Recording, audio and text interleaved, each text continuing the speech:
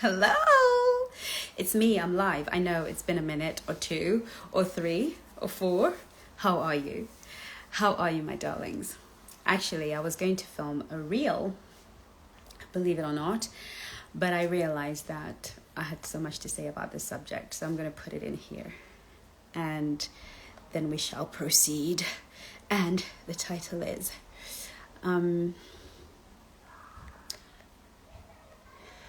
Your stories are your limits.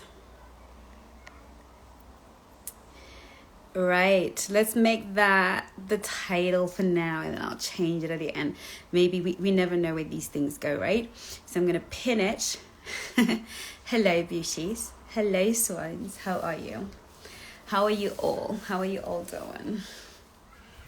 So like I said, for those of you who hadn't got here quite early enough, I did say that I was actually getting ready to film a reel on something that has been on my mind for quite some time. And I've been thinking, I just need to get this out. But it's so difficult when you do reels. And behind that reel is like, it's, you know, the reels I do and the posts I put are like the tip of the iceberg. Everything that I share on this channel, there's a whole mountain of thought, understanding, research that kind of underpins everything that I post. So I'm very careful with my words. I make sure I only talk about things that I know for sure, or have a good grasp of understanding on. And so I really wanted to share this. And sometimes I can coin it. I can put it in a minute. I can try to put it in a minute, but sometimes I just can't. And so hopefully I will be here for a very short space of time, but I say that all the time, and then I'm end up here for an hour because I end up answering your questions and we end up having a chit chat. So feel free to ask questions after I share the following. Hello, and how are you all doing? So good to see you nice. Okay, so today we're talking about beware your stories. Beware of your stories. I have been doing this for many, many years, and I have spoken to thousands and thousands and thousands and thousands of women and men. And it's insane how long I've been doing this. And the other day I was sort of reflecting on my own personal challenges because I'm at a state in my life right now where I know I'm gearing up for the next level. But the next level never comes without your level up, right? You always get there before your life catches up, right? You always get there emotionally. You always get there spiritually, physically before the rest of the world, the physical reality catches up with the spiritual, metaphysical reality. So those of you who've been following my journey, I've been on a year-long fitness journey. I'm hitting the gym all the time.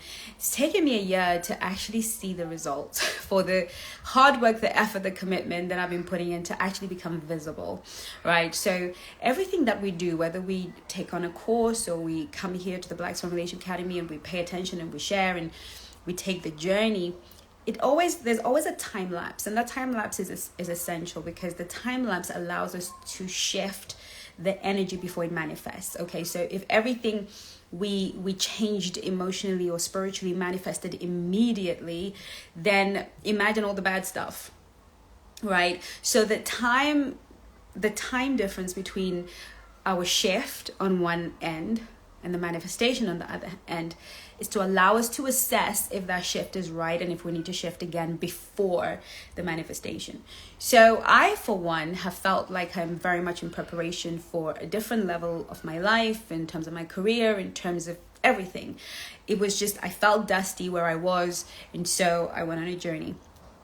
As I'm going on this journey, I start to notice something in me that I've always observed in my clients. Okay, so for the years I've been doing this, I see women transform like night is day, from day to night, night to day. I see my superpower is transformation. If you no longer want the life you have, then you have to change who you are to create a different life, right? So we can follow tips and tricks and things to change and manipulate the material world. The low vibrational world, which is the physical aspect, is low vibrational. So there are some things we can do to manipulate the low vibrational world, but those things are temporary and passing. They never last, they never stay. So the Bible says all things that are manifest are temporal and passing, which means once it hits the physical vibrational frequency, which is the lowest vibration, it is subject to change. It is subject to death. It is subject to going away. So a lot of the advice we get in the dating and relationship world is to manipulate the physical realm, to shift things in your relationship status from an outward place. But in order for you to actually shift your life in such a way that you never go back to where you were, in such a way that the quality of that which comes is insanely big, you first have to shift yourself. And that is the hardest task that will ever be asked of a human. It is so hard that so many of us would rather die than take that path. Okay, very similar to salvation, because we know deep down with salvation there's going to have to be an internal shift. Many of us would happily be, deeply devoted and devout to our religion or to our faith if it didn't require so much internal transformation. Okay, so I understand that it is very, very difficult. It takes a lot for a human to change course and to do it internally, because it feels like a mountain, because the one person we do not have a relationship in this whole wide world is with ourselves. We have a relationship with everyone. We know everybody. We have a sense of knowing people, but we have a zero relationship with ourselves, mainly because our self-image is so broken from trauma. Mainly because when we're growing up in the families we grew up in, maybe we're not seen, maybe we're not heard, maybe we're ignored, maybe we're asked too much, our value was attached to our performance. There was so much going on in our upbringing that we abandoned self and we became scared of ourselves, because what if my truest self asks for something that it does not deserve? And so what we do is all but exile our inner child. We exile our true self. We literally send ourselves packing and we're like, you don't belong here anymore. If you stay with me, Chengi, true, authentic Chengi, if you stay with me, hey, you got Patrick. If you stay with me, true, authentic Chengi, then what's going to happen is that by you doing so, I'm going to lose my relationships. I'm going to lose my opportunities. So what we do is we become afraid of our true essence. So we live in our ego, okay? We live in the version of ourselves that others have always applauded, others have always received, others have always made room for, that people-pleasing part, that I want to please you. So that's when we're living in our ego. And so many of us exiled our true essence, and instead we live within our ego. Our ego is that place where we act from survival. It's that place where we do what we want, what we think people want from us, so that we can be accepted. And guess what? It works. It works in the egoic world. But what it doesn't do, what the ego cannot do, is create the life you crave and deserve. What the ego cannot do is actually change the foundations. What the essence can do, the true self. Somebody asked me, what's the difference between the ego and the essence? The ego is the adaptation, the version of ourselves that we create to cope in a world of rejection, pain, and suffering. Okay, the ego is that version that you had to become as a child to be accepted, to belong, to not be cast out, to be fed, to be even liked. We soon very quickly realize that the true version of who we are as a child is problematic. You're the naughty child, or you talk too much, or you do too much, or ask too many questions. We don't accept this within the tribe that we call our family. And so very quickly, in order to survive and to remain part of the community, because we understand that humans survive in community, and they survive, and belonging therefore is not just an emotional thing. I want to belong is actually a survival protocol, because we know that the people that are cast out from the tribe often die. So so as humans, we are designed to coexist and to live in community. So we develop ways of fitting in, and that means aborting and abandoning versions of ourselves that actually make us truly unique, right? In so doing, and abandoning that part of ourselves, we get to a stage in our lives where we create a world we do not love, a world that burns us out. We start to invite relationships into our lives that support the ego, right? So if we developed a people-pleasing mechanism when we were children, what we're going to do is grow up and make that our personality. Okay, so your ego becomes your personality, the way you navigate in this world. When your ego becomes your personality, then you start to create relationships based on your personality. So we invite people into our lives. Women, if we're men dating, we invite women into our lives that we have to please. If we're women dating, then we invite men into our lives that we have to please, because this is the only way we know how to be. It is the only way that we know how to survive. As a result, the ego cannot actually produce true and lasting love. It cannot produce connection. What the ego can produce is what we call attachment. Okay, so you're either anxiously attached or avoidantly attached, or, healthily attached if you have managed to master the power of true connection. But for me to connect with you, I have to show up as me, right? I have to show up as authentically me, and you have to show up as authentically you. And then we have to meet our authentic selves. And then there needs to be a little contract between us. And the contract needs to be, I accept you and you accept me. You accept my authentic self and I accept your authentic self. When that contract is had, then what we have is a connection. Okay, and that connection allows for authentic attraction, whether it's platonic or whether it is romantic. If we can be open to authentic connection, it means showing up as me. But what if I don't know me? What if I've never met me? Okay, what do we do then? Because I can guarantee you that in the years that I have been doing this work on the thousands and thousands of people, the secret source of what I really do is introduce people to themselves and make them understand that the self that they abandon is actually a beautiful person.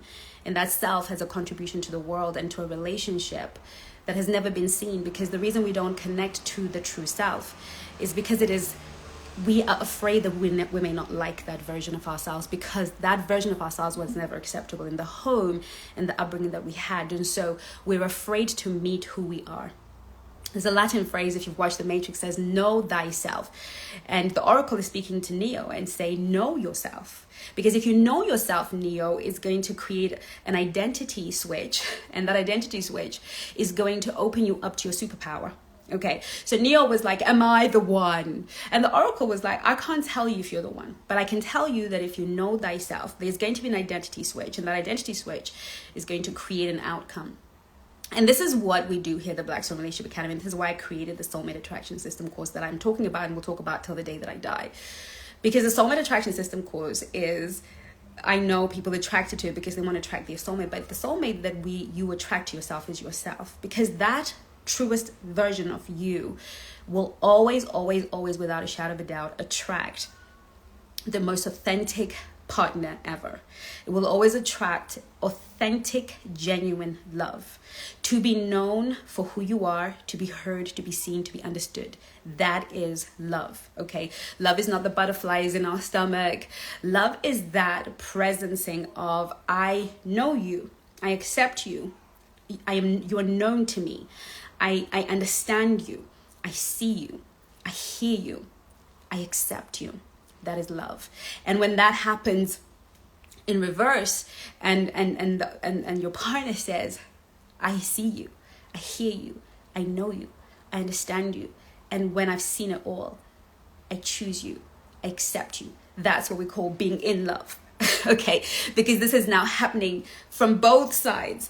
We're now in love, because we have truly seen. The problem is that a lot of relationships are based on the ego, where there's no true seeing. What a lot of us see is the versions that we are peddling. And then when the moment comes where we have been chosen for the fake version, for the egoic version of ourselves, the building comes tumbling down, because this person is like, I did not choose except to know this version of you. And you're like, but I want you to love me anyway, but you sold the wrong version of you. Okay, so what I want to do here at the Black Swan Relationship Academy is to bring you to your authentic self, to bring you to your divine version of you, where you're truly authentic, because then that's who that person is choosing. That is not an easy road to take. I'm going to give you a tip, which is what this live is about, that you can take away and begin to work on. Well, you're going to have two options, but one is going to be self-help, because I know not all of you can afford or have the time, willingness, or in the position right now where you want to work with a coach. So I'm going to give you, if you stay till the end, I'm going to give you the number one tip that I went live on today that is going to help you begin to start your journey to finding your authentic self. Because there's another thing about your authentic self. Your authentic self is magical. Okay, so story time. I'm working with a client, and we started working together in January. I already knew she was committed. She was ready. I met her for a discovery call. The next minute, she was paid. She was good. She was ready. She never missed a call. And I always know the vibrational frequency of a person who comes to me like that they are in that time where they're ready to face themselves. Because we all get an awakening, by the way. We all get an awakening. Now, we call that awakening, and we have called that awakening over many years, the midlife crisis. But often it's not the midlife crisis. It is the moment where your authentic self wants to come home and your inauthentic self is falling apart. Okay, it's disintegrating. The ego is beginning to show. Anything we build out of the ego has no longevity. Anything we build out of the ego brings us no joy. Okay, but the ego operates on something really powerful. And what it operates on is storytelling. Storytelling is a very powerful thing because storytelling is how history, values, and principles have been handed down from generation to generation. Storytelling is a powerful psychological mechanism that helps us to connect to one another. So that's why I'm going to tell you the story of this client of mine. So we work together. She's in love with this guy, almost obsessed. But she wants to know if this is her authentic decision, her authentic choice. She wants to know, is this the man that I'm choosing? Because I'm scared or whatever. So we work together, and this relationship is I understand and I can see that this is not the right relationship for her. But if you work with me, you will know that I'll never tell you that. What I will always do is bring you to your authentic self, because your authentic self will always know. In the end, your authentic self will always know what's right for you, because your authentic self is the magical version of you. So we're working together. Hey, Greta says I'm wonderful. Thank you, girl. So we're working together, and she begins to blossom. She begins literally to transform her life, as all of our clients do, except for one type of client that I'm going to mention. And this is probably 2% of our clients. And I'm going to explain to you why these 2% don't make it, because these 2% represent actually a huge percentage of why many of us are stuck in our ego. Okay. So anyway, she transforms her life. Eventually, she comes to the end of the journey, and she doesn't want to be in this relationship anymore. But, she's still wobbly on her feet, because it's not something that happens overnight. You meet yourself, you love yourself, but then it's easier to go back into your ego, right? So you kind of lean in and out. But eventually, you stick to the course, and you become grounded in your ego, in your authentic self. So eventually, there's an on and off, in and out with this relationship.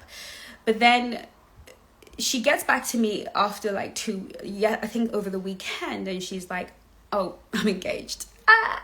But she's not engaged to the man that she brought in the beginning. She's engaged to one of the men that we had discussed in her journey and in a course.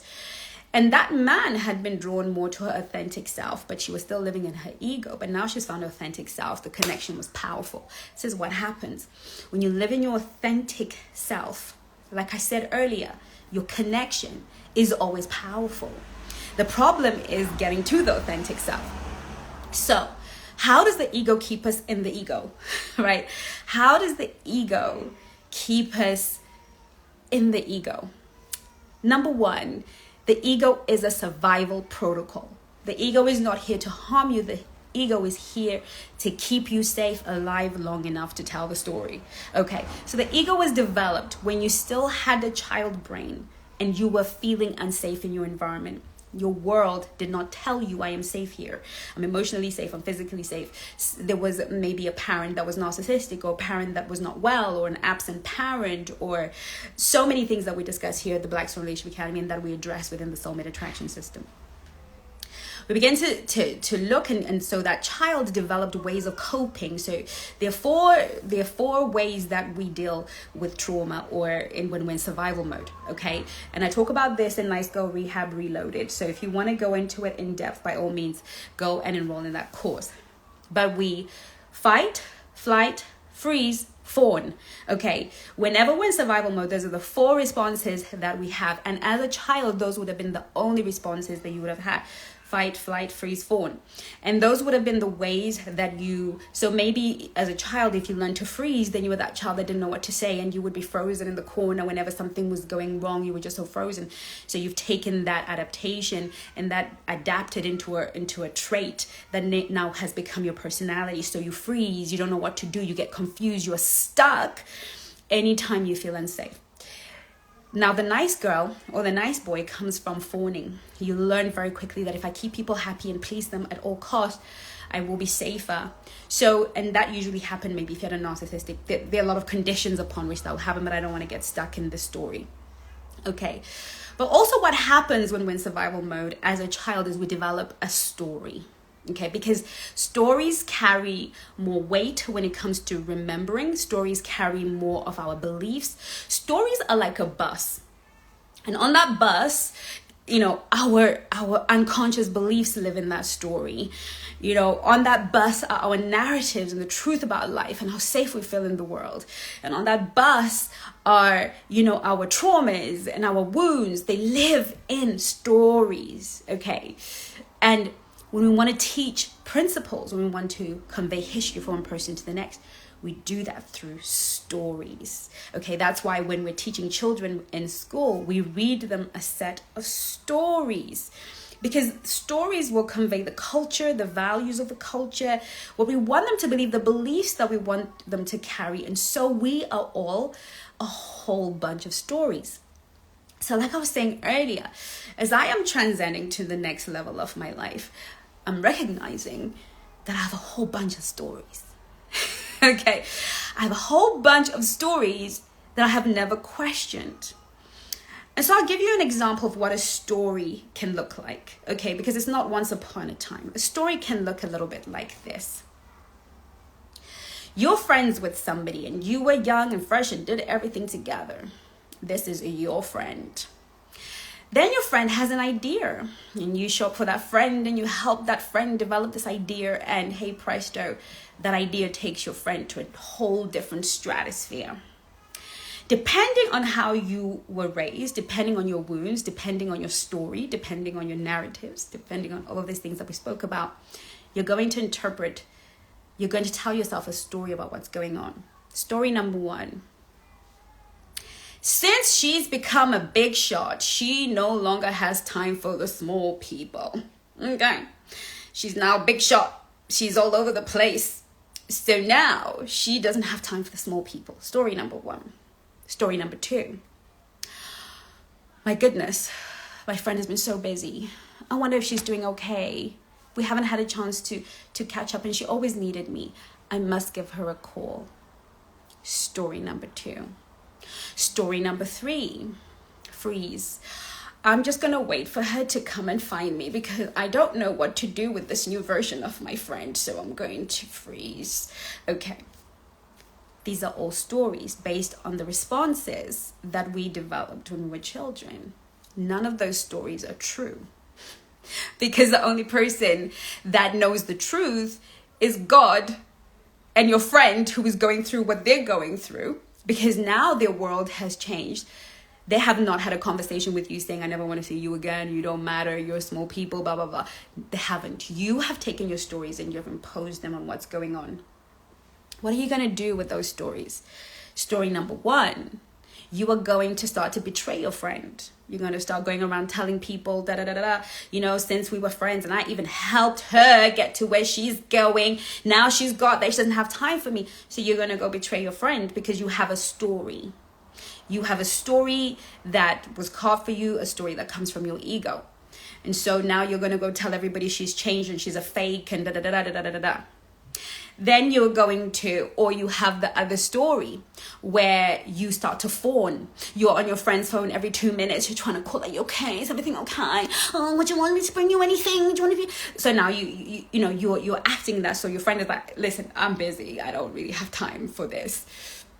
Or you're in the other story where you're just stuck. You're frozen, right? I'm frozen. I don't know what to do. So your friend doesn't think you care. You don't think you care. But all of those stories are going to result in you not having a relationship. Correct? Because those stories are from your ego. Those stories are how you dealt with life. Now let's take that into romantic relationships and let's 10x that. Because when we're dealing with romantic relationships, we're not talking about, we're now talking about levels. Because a romantic relationship will be the most triggering relationship. Because the romantic relationship, psychologically, is wired to resemble your parents' relationship, the relationship with your parents, than any other relationship. Okay, whilst all of our relationships are usually us mirroring our caregivers, the romantic relationship has more potency. This is why we can get into relationships and we don't recognize ourselves. We're like, okay, that was crazy. Chengi, that's not how you act. All your friends love you. I had a client say, you know what? I get on with all of my friends. I am loved. I am cherished. I am adored by all my friends. I have such healthy relationships. But for some reason, when it comes to men, it's a washout. I have no idea what happens. That's because romantic relationships are particularly different and separate, and they trigger us even more. Now, I want you to realize that you're using the same stories for every relationship. Okay? Every relationship, you're using the same stories, the same narrative, the same unconscious beliefs. You're doing it for every relationship. Now you're going to bring that story into a romantic relationship where there's way more at stake. And then you ask yourself why you can't keep a relationship.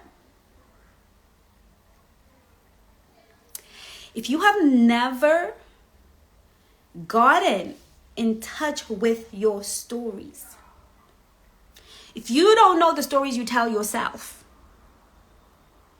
if you do not know the stories you tell yourself, you will never know why your love life looks the way it does.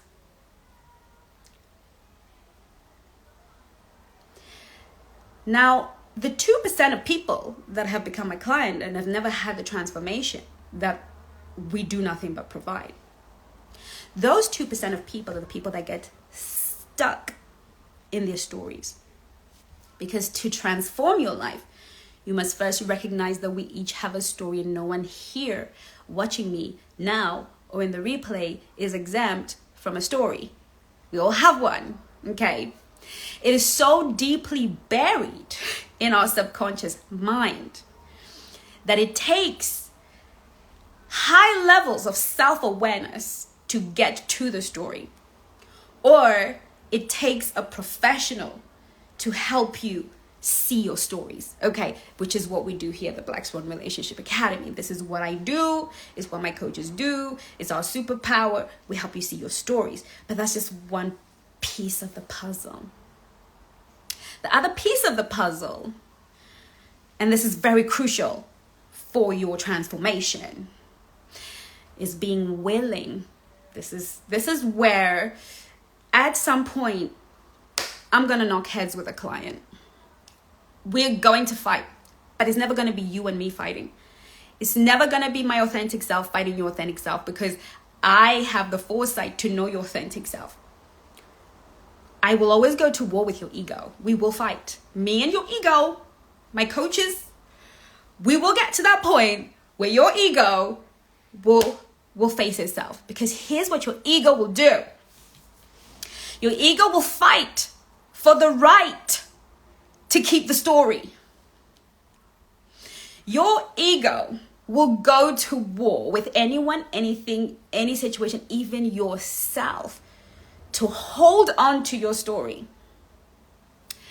It has a plethora, okay? It has a plethora of excuses. It has a plethora of emotions. It has a plethora of tools designed to keep you stuck in your story. There's an African proverb that says, "The enemy without can do us no harm, were it not for the enemy within."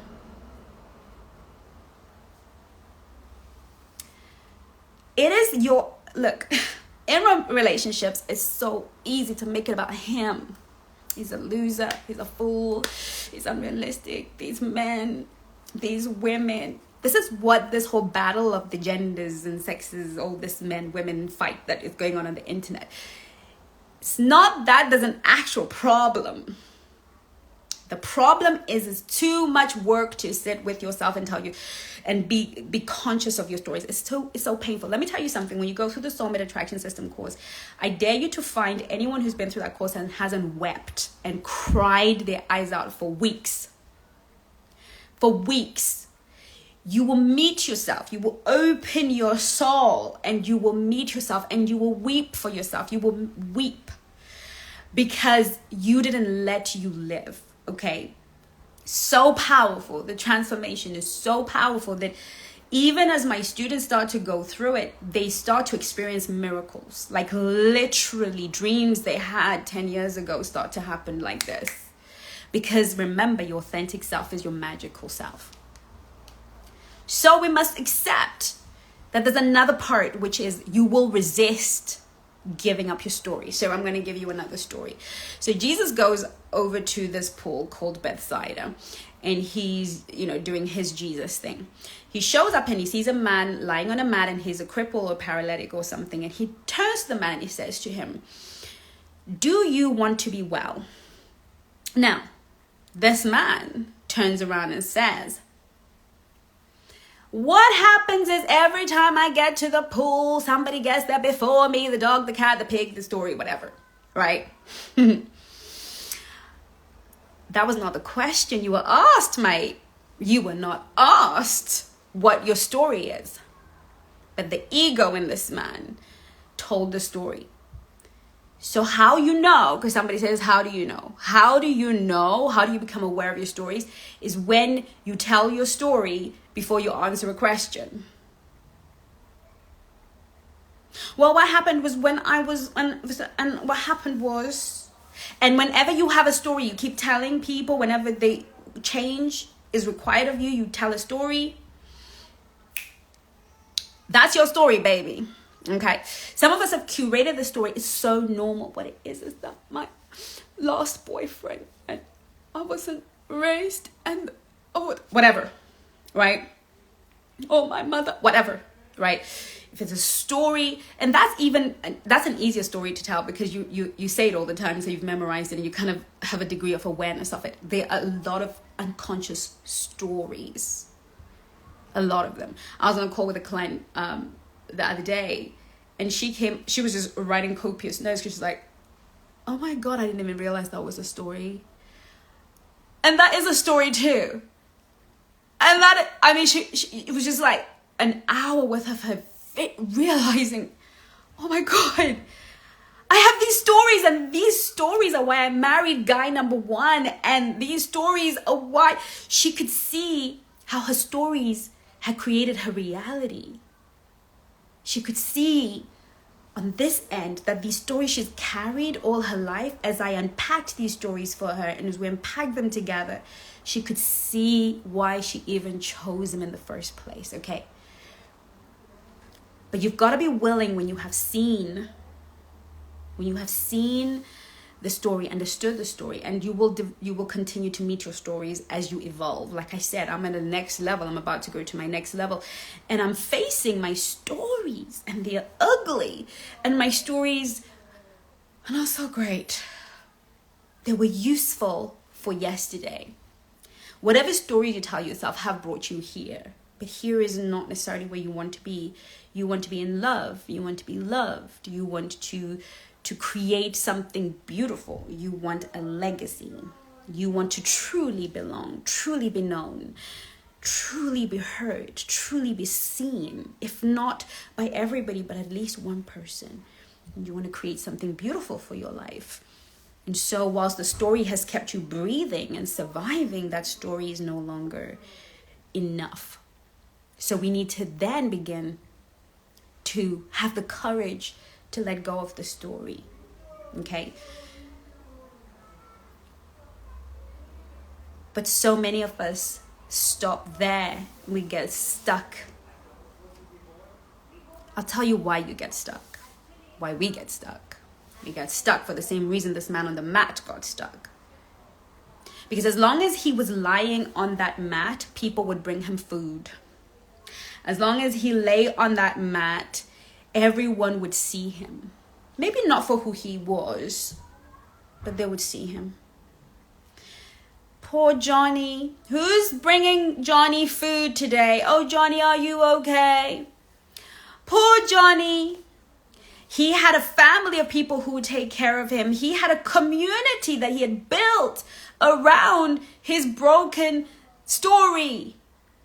He had a whole bunch of people that would see him and feel sorry for him. A whole system set up to soothe his ego using that story. So this is why Jesus asked him,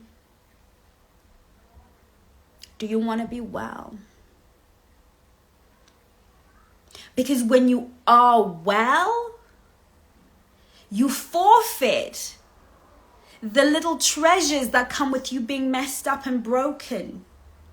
You see, even if you were the black sheep or the naughty child, you would have rather had, as a child, attention. Even if it was bad attention, even if you're being scolded, your need for attention as a child, you adapted to fight. So you would create a charade. You would be the naughty child. You would be the loud one. And everybody, even though they were exasperated, would give you all the time and the attention because they were trying to manage you. You'd rather be loved. But your ego had to find a way to meet that need. And the ego does not find a way to meet a need in a way that is healthy or good for you or wholesome. It will do it by all means necessary because your emotional survival, your mental survival is protocol. And so many of us have built lives, friendships based on people feeling sorry for us. We hate being the single one at the Christmas table, so we tell ourselves, but at least we're noticed. We stand out. We hate being the bridesmaid and never the bride, but at least people are like, oh, when will you find somebody? It's a story. You are addicted to it. You love it. I know you're saying, no, I don't. You do, because you will not surrender the story. Because whatever it is, there is a trade-off. There is a payoff for every story we will not surrender. So, point number 1, identify a story. You will need to co-regulate. But if you're self-aware enough, identify a story. Now ask yourself, what benefits did that story give you? When I tell this story, how does it benefit me? It makes me the lone ranger that nobody cares about. And then I can go and tell my colleagues what everybody did to me and my family. And then they feel sorry for me. And then I can get off work early. Or they take special care and attention for me. If you can be honest with yourself, and this is something that I do with my clients all the time. This is a practice that you can take away. When I tell myself the story, it makes me feel. And the answer to the question has got to be positive. When I tell people, I can't find a man, just can't find a man. Or if you're a guy, I can't find a woman, I can't find. Or my husband is a prick, or my wife is a prick. It makes me feel what? And you have to search yourself. Now, the reason why the soulmate is made up of such searching questions is because I didn't create those questions to question your ego. Your ego always has pre-prepared answers. The soulmate attraction system course is actually designed to ask you questions that only your subconscious mind can provide an answer for. And so, if I ask you that, it discombobulates your brain. It's like, But if you really think about it and you sit within your body and you take a breath, you will come up with. So, talking to a client, and I said to her, when you chase men that don't want you, it makes you feel, and it has to be a positive answer. Because that happened to be her thing. She was always chasing unavailable men. It makes me feel connected. And she was like, because she was struggling. She was chasing connection, but the ego had her chasing it through just hunted down, girl, right? But the story she told herself is, if I'm going to connect, I must chase, I must hunt. If I'm going to connect, it must always be with somebody who doesn't want to connect with me. This was the story that ran this woman's life. And until she saw it in that moment, was she ready to abandon it? No.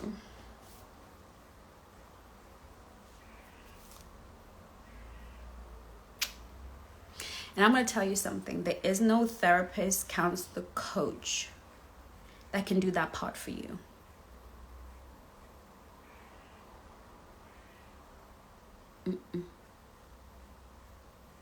Just like that man who was sitting on the mat, even God couldn't do that part for him. The decision to divorce your story for a better story, I can't do that for you. And I'm a very good coach. I mean, if I say so myself, I know I'm not supposed to blow my own horn out here, but I'm good at what I do. But even I cannot divorce your story for you. That's the next part. Are you prepared to let go of your story? Are you prepared to let go of your story so much so that your identity has to change?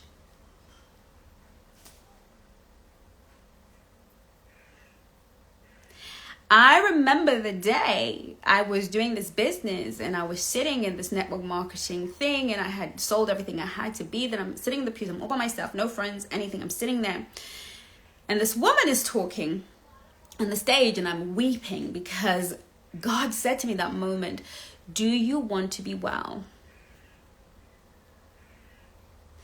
And I was like, that is so insensitive. I'm a struggling single mom with 3 jobs, trying to make ends meet, trying to survive. I've spent my last penny to be here. I don't even know if I'm going to have enough money for dinner tonight. You're asking me, do I want to be well? Like, what does a girl have to do to change her life? I'm doing more than most people in this room. But I realized that I was prepared to do everything except swap my story, change my story. I liked being the struggling single mom with 3 jobs. It felt good. It felt good to me. It used to make me feel like I was different, I was better, I was amazing. I found value in being the struggling single mom. And I was afraid that if I became a wealthy entrepreneur, powerful woman, I may blend into the background because who cares about her? But everybody in the world cares about the struggling single mama. Okay? They all do. They might judge her. They may say what they like, but the system, the benefit system cares about the struggling single mom. And my friends and rich friends, the people I'm doing business with, they care about poor Chengi who's got to raise her kid, run this network marketing business, and also work 3 jobs. Oh, I loved that story. And in that moment, that was the story that was being required of me. Do you want to be well?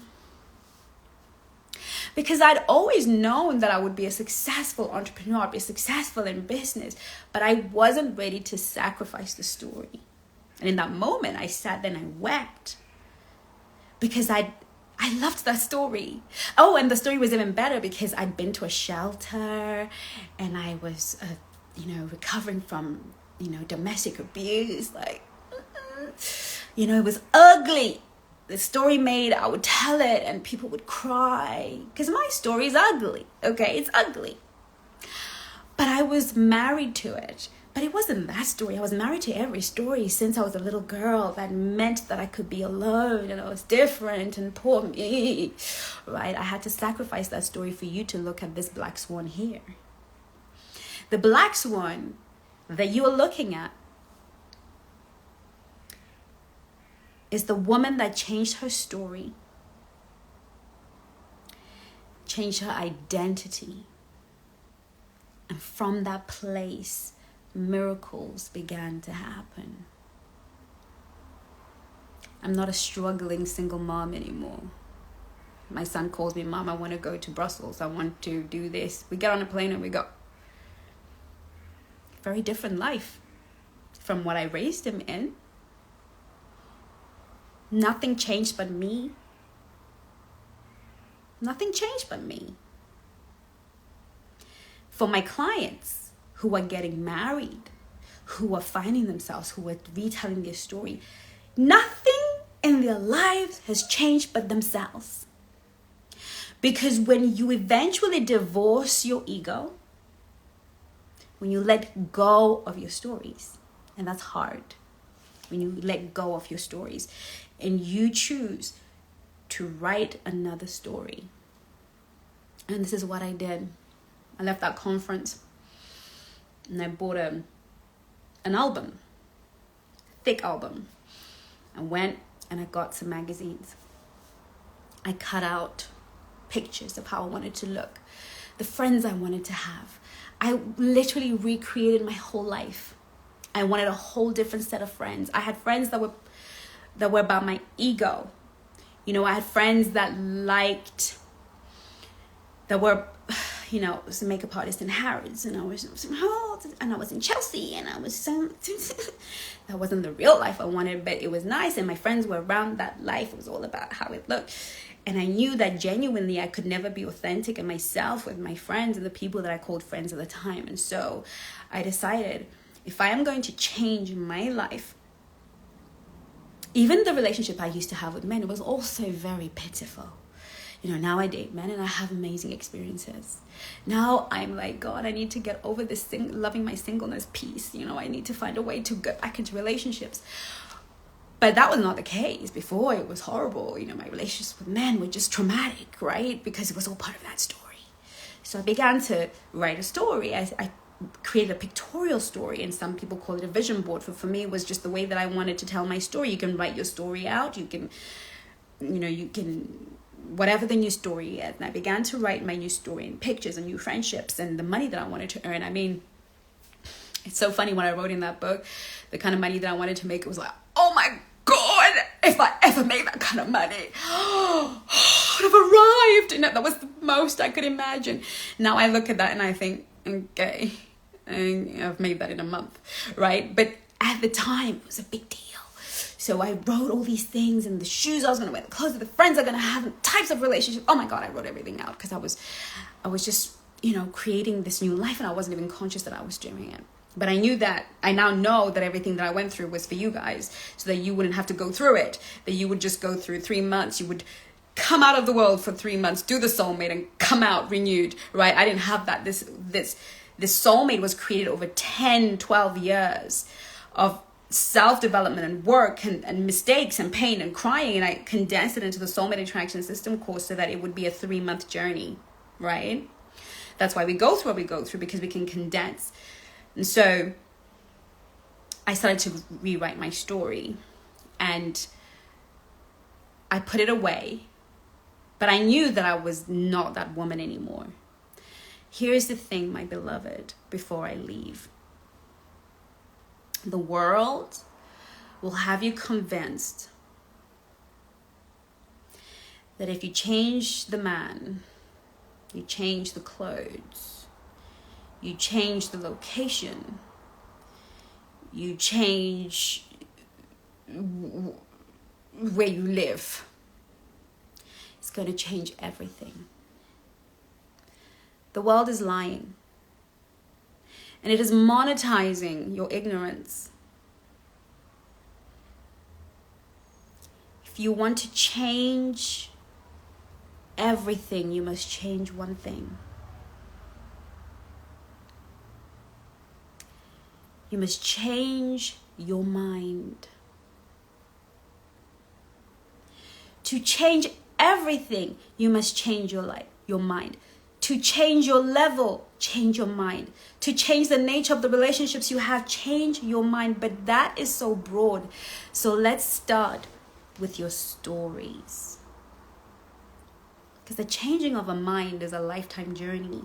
Because the mind is so programmed with limiting things, and there's social conditioning, psychological conditioning, political conditioning, generational trauma, and the conditioning that came with it. We are not, when we're talking about changing the mind, this is a lifelong journey. I will change my mind until the day I die.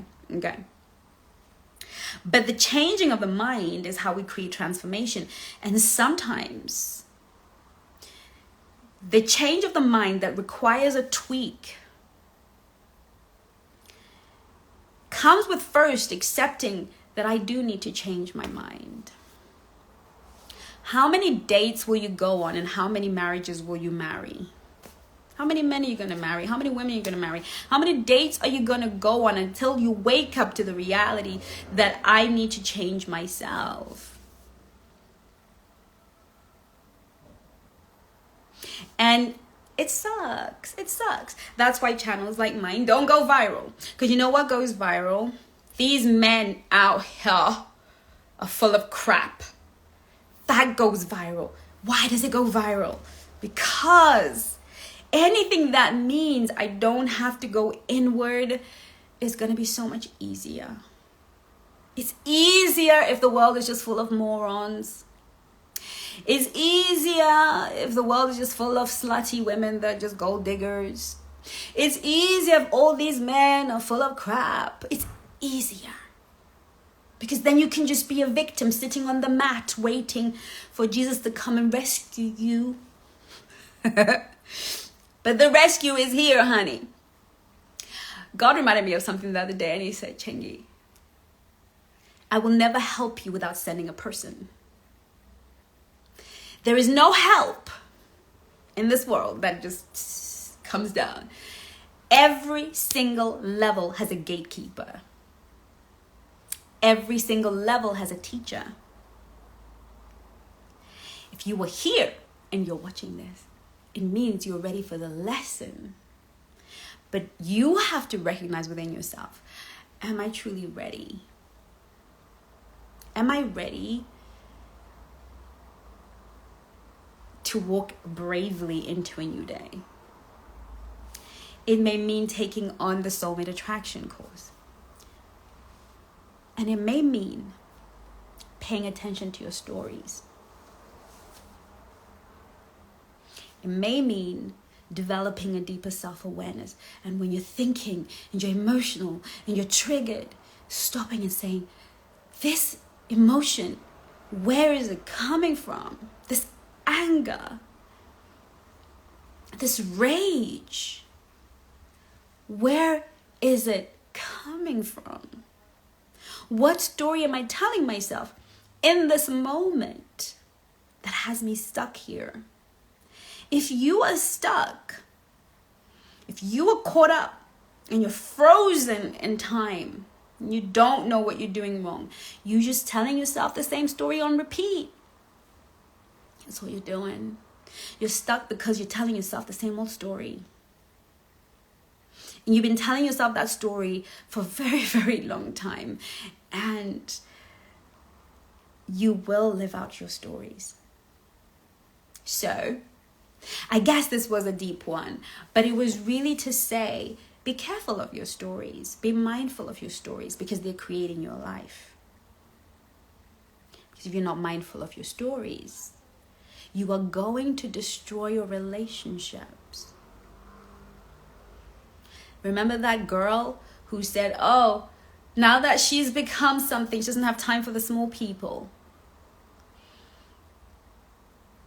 She's lost a friend.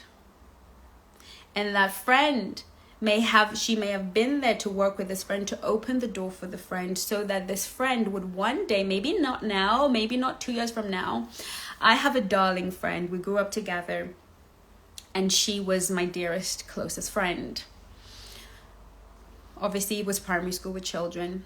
Years went by and she was looking for me for forever. She was always looking for me. We left. It was very fun. She never told herself the story that Chengi's now doing big things. She doesn't have time for me. She just kept looking for me because she's got a pure heart when it comes to me. And I think it's kind of one of those things with friendships when you're children, your hearts are so pure, right? We kind of reconnected about 2-3 years ago. And because her heart was so, oh my God, I found my friend. How are you? How have things been?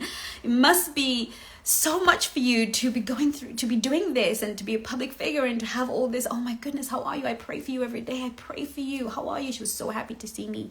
She didn't tell herself the story that Chengi's now moved on, Chengi things. And I was so happy to hear from her. I was like, oh yes. I was able to help her through a season in her life that would have completely devastated her. And every day she says, Chengi, if it wasn't for you, I'm like, no, this is the dividends and the equity of relationship. She helped me form the woman I am by loving me as a child in a world that I didn't feel loved me. She loved me. She invested and put equity in it. But she didn't tell herself false stories. She told herself the story where eventually one day she could actually come with the same love, the same acceptance, the same energy. And she was able to reap a reward. She was able to save her situation through this relationship. So if a man leaves, or he doesn't call, or he doesn't text, what story are you telling yourself? Oh, he's a loser. Oh, he must think I'm ugly. These are all stories. Because you don't know why he hasn't called. You don't know why he is not here. You don't know this. You don't know. But if you can maintain and understand the stories you're telling yourself and begin to change them and begin to say, you know what? He hasn't called because he hasn't called.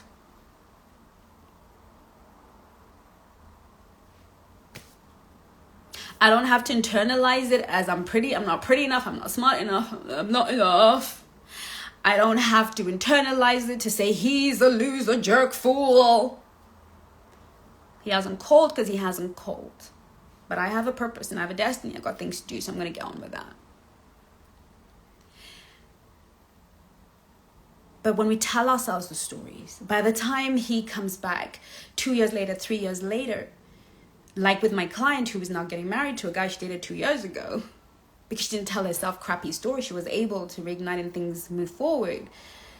We're now carrying all these stories and this person can't come back because we've got all these stories that are not based on any reality or any truth. And that's what's happening in the dating world right now. All that is happening in the dating world right now is creating all of this confusion. And in marriages, do you know it's the stories that people are telling? Oh, he always does that. He has no respect for me. No, he just leaves his shoes there because he's lazy maybe, or that seems like a convenient place to leave his shoes, even though you've told him not to leave them there every day. No. We're going to tell ourselves a story. He disrespects me. That man has no respect for me. That's why he keeps leaving his shoes there, because he doesn't respect me. That's your story. That's a story that is ruining your relationship, because all you can do is, darling, please remember to take your shoes. And you might have to do it for 20 times, but eventually, he'll get used to hearing, darling, please take your shoes. And one day, he just won't take his shoes, right? But we make it about us and we internalize because we have a culture, a history, a pathology, a psychology of telling stories. If you look at your relationships, sometimes some of them that you lost and think, well, I lost this because I kept telling myself stories about what he was doing, what he wasn't doing, right? I was in my ego all the time. So if we are going to create healthy relationships, look, I can teach you, my friend Greta can teach you how to get a man in 2 seconds. It's not that hard. The physical realm is easily manipulated. Okay? It's so easy to get a man. So easy to get a woman. Even a decent one. But those relationships will not be healthy unless there's an internal transformation, and they will not last, and they will probably do you a lot of damage. We have to commit to ourselves. You have to believe that you deserve a healthy relationship. You have to believe that you deserve the best. You have to believe that your generation moving forward and your love legacy as you move forward, you know, we want to leave a legacy of money and things. But the only real legacy worth leaving is joy, peace, Can we leave on this planet a legacy of love? I grew up in a broken home. I grew up seeing violence. I have never had a blueprint of a healthy relationship around me, not in my aunt's family, not in my neighbors. My neighbors, well, the man would beat the living daylights out of his wife and his children. My aunts were in violent relationships. My home was, I had zero blueprint for what love looks like. What is even acceptance? I just know and only had a prototype for pain. Therefore, what I contribute to this world, what I leave behind, if I drop dead right now or in an hour and you don't see me again, what I leave behind is a legacy not only for my son, but for women all over the world.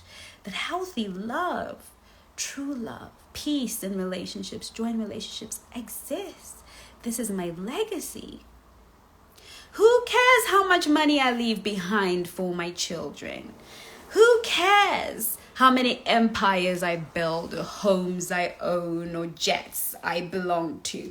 Who bloody cares? Because I will leave a legacy of love. That is worth everything. And if you're going to do that, if you're going to leave a legacy of love, if you're going to be a generational curse breaker, because I understand that this is not about me anymore. I'm 46. You know, I'm gonna be 50 in a few years. Okay? It's not about me anymore. It's about those who are behind me. And if I am going to literally create a bridge between trauma and real, lasting, true love, I have to do some serious work on myself. And I have to invite anyone who will hear me to join me on the journey of personal transformation so we can leave a legacy for our children, our nieces, our nephews, and those coming behind us, because they have no clue what they're doing. And they're going to follow the neurological pathways we've set in motion. And if I don't do something, my nieces will end up in violent relationships. If I don't do something, they will live out the blueprint of what they saw. And we're all living out the blueprint of our families and the generation, our ancestors, because they didn't know how to break it. But we do. We know how to address the ancient stories, the new stories, the trauma stories, and it takes courage to leave a legacy that is really worth it. Because I don't care if my son drives the best cars and has tons of private jets. I care that he has love. I care that he has a family. I care that my grandkids are happy, and that no matter where they are, if love is in that home is going to be a mansion. I was married and horribly broken, but I was a middle-class girl who lived very well. It wasn't enough, because love, that's it. Relationships, that's everything, right? So I hope this was helpful. And of course I couldn't do it in a reel because it's way too deep, right? So I've hopefully left you with a lot of thinking to do. And I hope that it has challenged your way of thinking. And hopefully you will take these small steps. I promise you, a small step is better than no step. You take these small steps and change your life, and change your stories, and change your outcomes, and be the difference that the world needs. Stop pointing the finger at people and blaming men and blaming women. And we need to just work on ourselves and understand that your authentic self, your true self, is magic. Absolute magic. Now, does anybody have a question for me before I go? There's a blooming room 22. Thank you. Perception is a powerful thing. Absolutely. Right. The ministry of man. Accountability hurts. It takes self-reflection. 100% true. Change starts with us. 100%. Thanks for sharing that story. You've just switched on a light for me. So happy to hear it. Stuck in the survivor cycle mindset can be a real struggle. It is. And there's no shame in asking for help, people.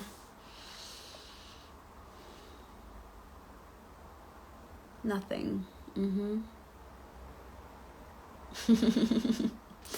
Coach Unique, blow it all. You're a good Abby. Yes, so what can I say? I'm just out here sharing some inspiration with you, my darlings. All right. Okay, I see and I'm aware of my stories, but how do I change them? How do I choose a new story? What are your stories? What are you aware of? Here's the real good news, right? How to choose a story. Do you know that the story you have is not true anyway? So I was talking to a client and she says to me, she's, kind of dealing with, let's put it that way, a younger guy. And, she doesn't want to explore it because she's afraid he's going to run off. And I was like, okay, so why is he going to run off? Well, because as I get older, I'm going to lose my looks and then he's going to run off. So for you, loyalty is equal to looks. So a man is as loyal as a woman's attractiveness. Yes. How do you explain the couples that have grown old together? Because those old chicks lost their looks a while ago. So what's your explanation for that?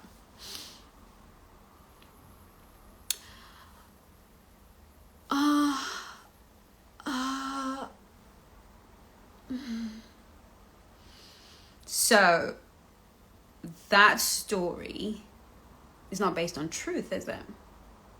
If it is 100% certain, 100% all the time, that a man's loyalty is based on your attractiveness, then no one who loses their looks as they get older should actually be in a relationship. That should hold true universally, because it's the truth. Because the truth is true universally.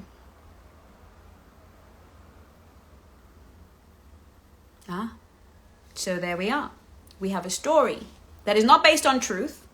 Of course, we explore the story, where it came from, where she learned to because that's important to understand the genesis of the story. Where did you first hear it? What did it make you feel? And you have to bore down into that story and understand its genesis, right? So we did all of that. But what I want to say in answer to your question is, if that story was a lie in the first place, it's a lie. It's a lie. Okay.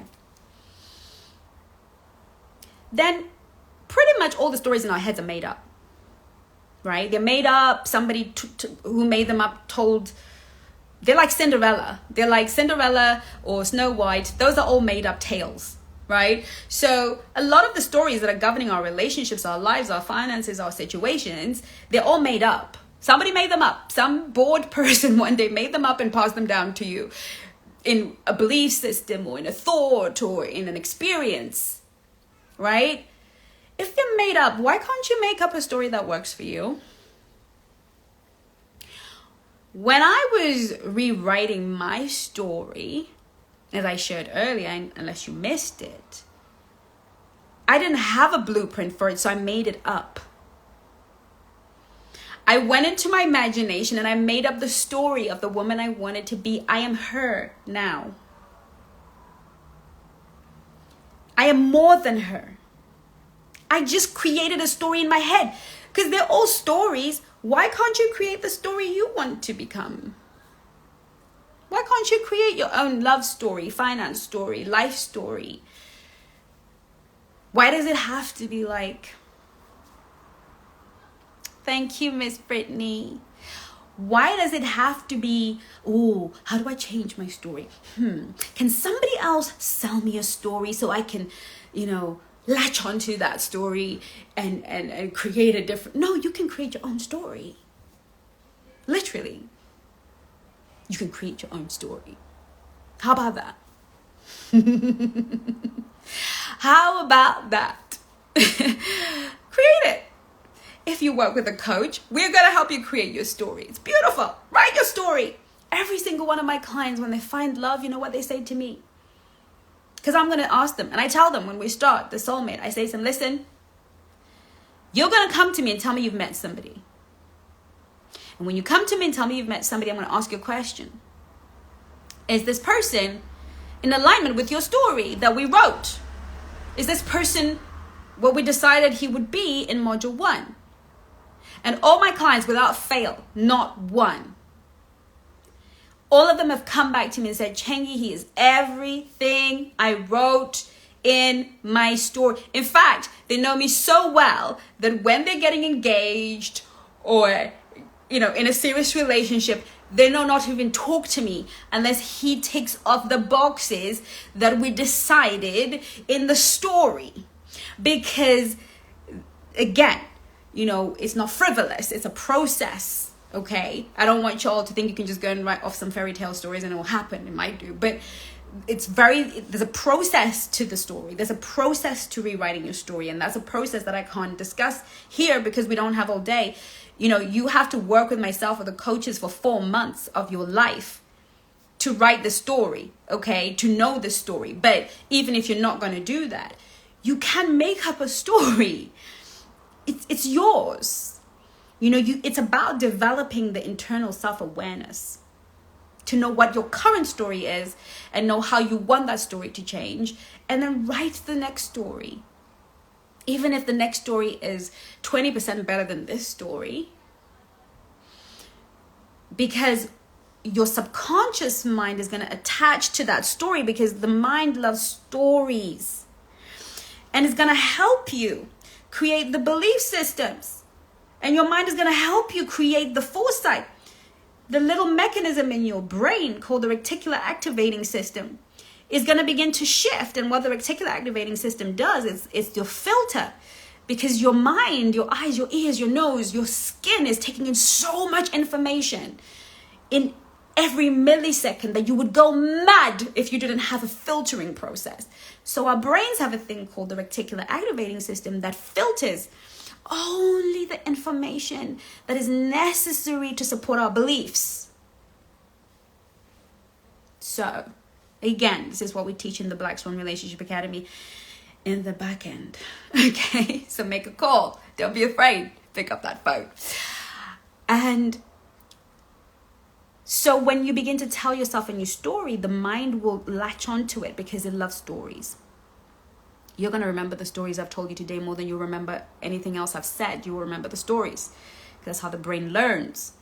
And so it's going to say, oh, I love this story. And if you feel that story and it emotionally moves you and you get excited about that story, whether you visualize it or hear it or write it or however your body needs to take it in, your mind's going to be like, oh, I love that story. And to your mind, that story is already happening because the mind does not have a future or past or present. It only lives in the present. Whatever you're experiencing emotionally is its present reality. And so the reticular activating system says, look, we're now looking for better.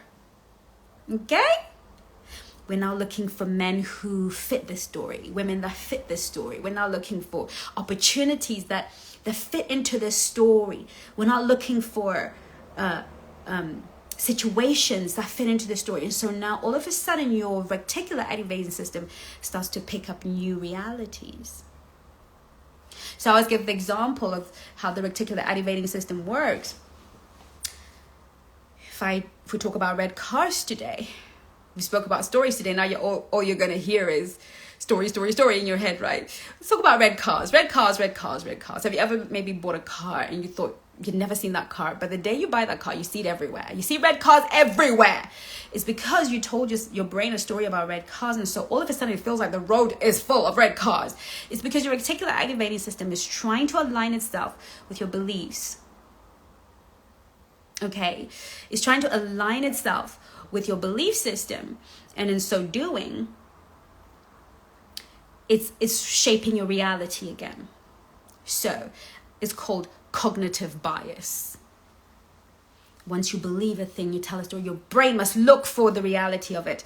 It must search it down. If you tell yourself a story, I am loved and adored by everyone who knows me and comes into contact with me. I'm loved, I'm lovable. That answers your question. Themba Bennett. She says, could you give an example of what a new love story looks like? I'm loved by everyone who comes into contact with me. I'm adored. I'm cherished. Everybody loves me. That's my story. All of a sudden, your reticular activating system is going to start seeing all the people that admire you, like you. You're going to become very conscious of the people that like you. And then you're going to completely become oblivious to the people that hate you, that are looking at you with jealous looks. You come completely oblivious. And then because you only notice the people that love you and cherish you, and you start to believe a different belief. The world loves you and accepts you. From that place, you start to choose and move and give and love in an open way because you know that you're loved. You see, you have to understand that we live from inside out, not outside in. That's what a new love story looks like. But you have to be conscious and aware of your current story before you change it, because you can't layer a story on top of another story. You must always dismantle one story in order to build another one. Make sense?